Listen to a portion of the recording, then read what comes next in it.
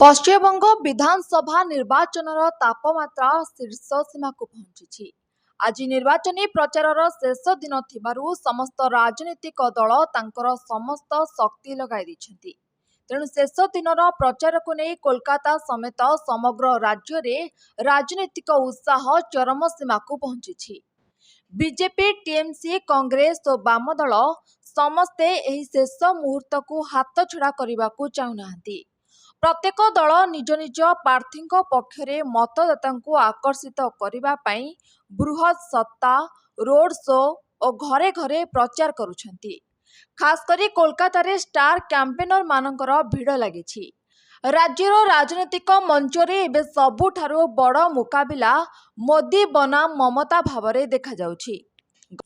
गतकाली प्रधानमंत्री नरेंद्र मोदी कोलकाता रे एक विशाल रोड शो करी निर्वाचनी परिवेश को आहुरी गरम कर दैछन्ती। उत्तर कोलकाता जहाको ममता बानार्जी दृढ़ गढ़ भावरे मना जाए, सेठारे मोदींकर एही प्रचार विभिन्न राजनीतिक संदेश देछि। रोड शो पूर्वरु से कालीबाड़ी मंदिर को जाई मां काली दर्शन करथिले और राज्यर शांति और उन्नति पाई आशीर्वाद मागिथिले। मोदी रोड शो देखिबा पाई हजार हजार लोक रास्तार दुई पार्श्वरे भिड़ जमाइथिले। लोक माने तांकर एक झलक पाई दीर्घ समय धरी अपेक्षा करिथिले। रोड शो जेते आगको बढ़ुथिला भिड़ मध्य सेते बढ़ुथिला, जहा निर्वाचनी उत्साह को प्रकाश करुछि।